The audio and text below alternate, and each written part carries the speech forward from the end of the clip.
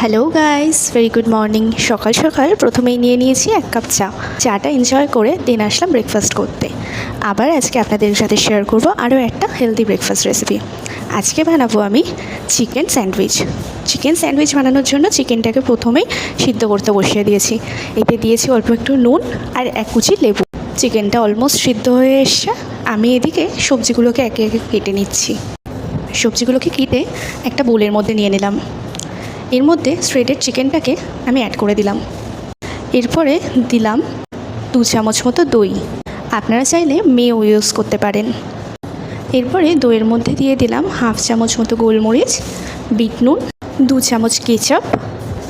এবার এটাকে ভালোভাবে মাখিয়ে নিলাম। এবার লাস্টে এর মধ্যে দিলাম অল্প একটু অরিগ্যানো। এবার আমাদের ব্রেডের ফিলিংটা একদম রেডি হয়ে গেছে।